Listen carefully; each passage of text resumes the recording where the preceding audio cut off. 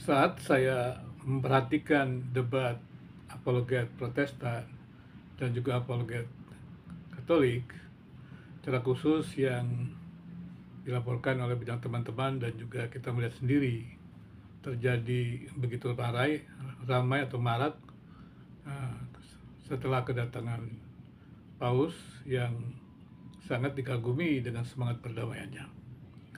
Tapi hari-hari ini kita menjadi bertanya, di mana pengaruh daripada kabar damai yang dibawa Paus tersebut? Kenapa tidak tetap kita rawat dengan baik? Demikian juga teman-teman Katolik merawatnya dengan baik, dan teman-teman dari Protestan juga merawatnya dengan baik.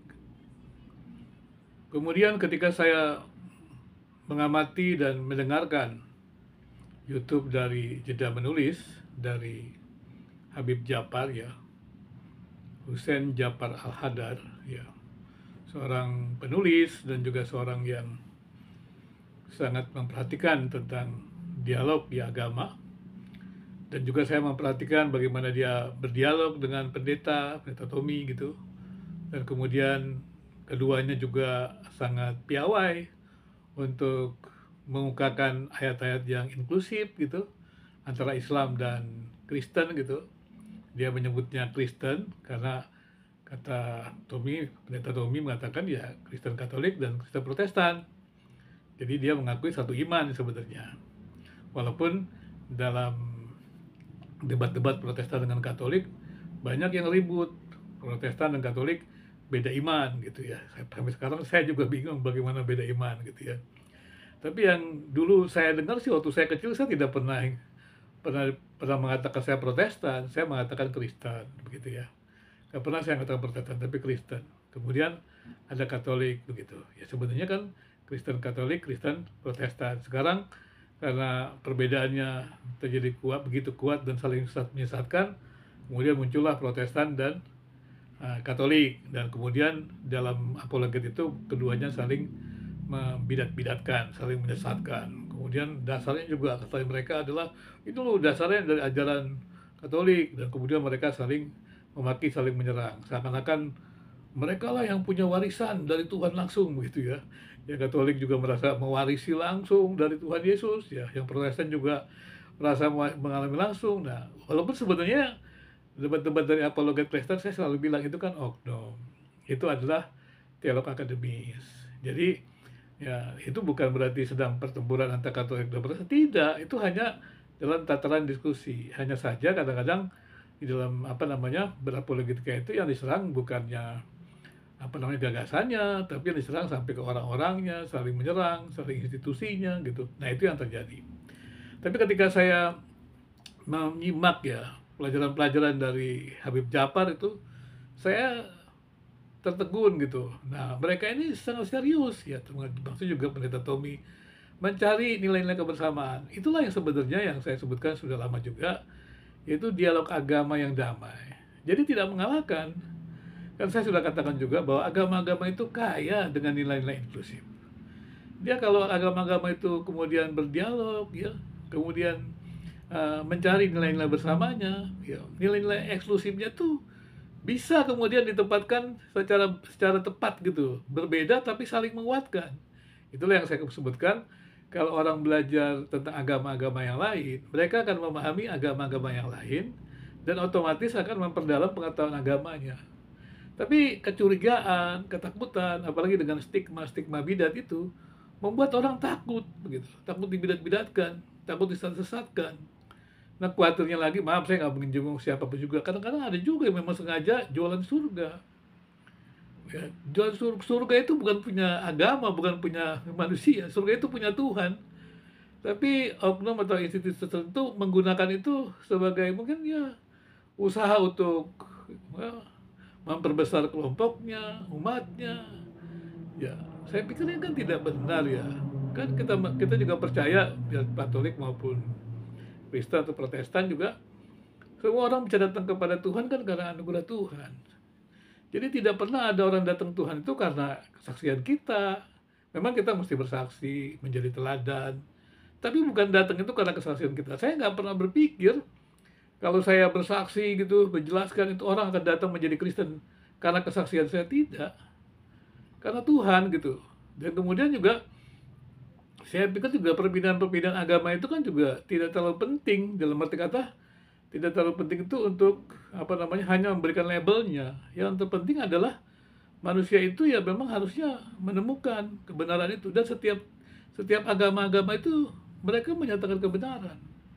Dan saya juga mendengar juga Habib Japar menjelaskan tentang kebenaran-kebenaran di dalam Islam, dan dia juga mengatakan kebenaran-kebenaran di agama lain, bahkan dari seorang ateis pun juga kebenaran yang menjadi kekayaan Islam. Nah, kalau dalam Kristen kan seluruh kebenaran adalah kebenaran Allah. Jadi kebenaran dari manapun dia adalah kebenaran milik Allah. Allah berbicara dengan berbagai macam cara. Allah menjelaskan dirinya dalam berbagai macam cara. Allah menjelaskan siapa dirinya. Allah menjelaskan bagaimana dunia diciptakan. Allah menjelaskan bagaimana apa namanya hukum-hukum alam itu. Dan itu semuanya adalah cara Allah berbicara. Tuhan berbicara dengan berbagai macam cara. Nah, kalau Tuhan berbicara dalam berbagai macam cara, kan berarti kebenaran itu kan milik Tuhan, bukan milik organisasi tertentu, bukan milik oknum tertentu, individu tertentu.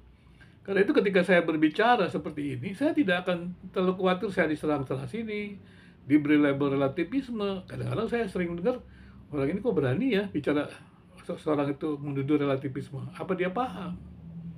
Apalagi pelajaran agamanya sangat minim. Dan saya suka bertemu ada orang-orang yang langsung, Pak, tafsir ini bagaimana? Saya bilang, ini gimana sih? Ya tanya aja pendetanya, gerejanya.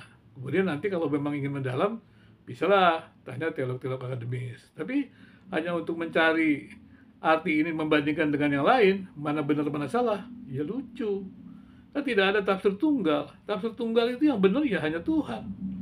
Tapi selama itu tafsir dari manusia, pakar-pakar, tidak ada yang tafsir tunggal. Dan kami juga para ilmuwan selalu merumuskan sesuatu tuh, melihat mana argumennya, atau pernyataan posisinya, mana data-data pendukungnya. Dan kita tidak serang orangnya, tapi kita lihat ada koherensi enggak pernyataan posisinya dengan data-data pendukungnya. Dan ini kan sebenarnya sesuatu yang benar, bisa diterima oleh siapa saja gitu. Jadi kalau dalam diskusi-diskusi kegagasan seperti itu, semua bisa belajar, kan menarik. Jadi ada banyak keindahan seperti dalam dialog agama yang damai ini. Dia tidak saling mengalahkan. Kenapa harus saling mengalahkan? Karena kebenaran kan milik Tuhan, bukan kita yang ciptakan. Kita memang punya kemampuan nalar, tapi kemampuan nalar kita kan terbatas. Dan kemudian kita belajar mengumpulkan data. Pengumpulan data kita kan terbatas. Nah, ketika kita bersama-sama, kita menjadi lebih baik. Jadi saya pikir ini merupakan sesuatu yang penting sekali. Sekali lagi saya bersyukur juga dengan adanya YouTube ya, jeda nulis ini ya, yaitu dari Habib Hussein Japar ya, yang menurut saya senang juga, memang itu menjadi sebuah ya perjuangan yang saya selalu utarakan kemana-mana juga, bahwa sebenarnya agama-agama itu tidak perlulah menyembunyikan diri tentang keberbedaannya. Nggak apa-apa berbeda, tapi dialoglah dengan nilai inklusif yang sama untuk membangun hidup bersama.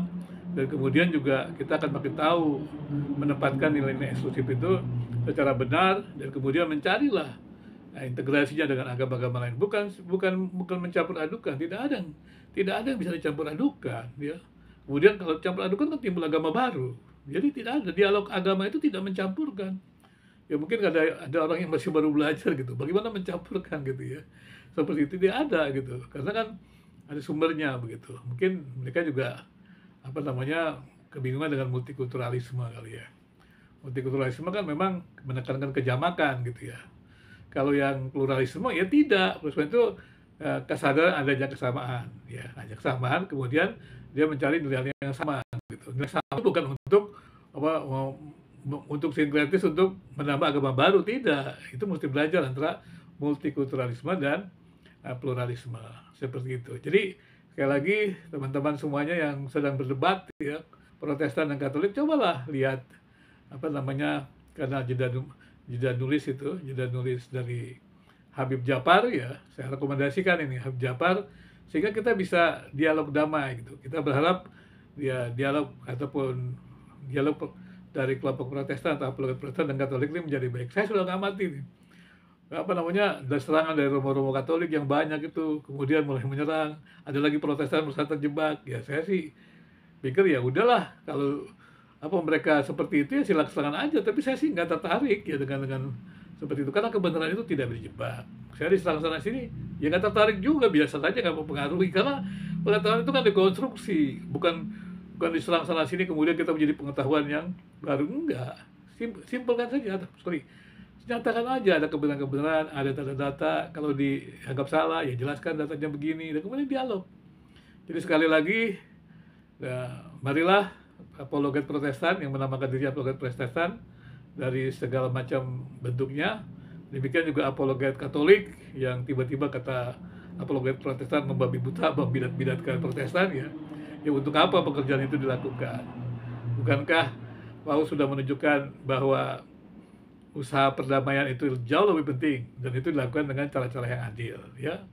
Jadi Paulus mengatakan perdamaian adalah mahakarya keadilan. Nah, untuk apologet Katolik tolonglah ya bisa dikembangkan hal itu. Jangan sampai nanti pimpinan tertingginya mengucapkan yang sangat agung, kita menghormati, dan kemudian katanya mengikuti pimpinan tertinggi, ternyata ya ada banyak hal-hal yang tidak sesuai. Tapi memang itu biasa terjadi.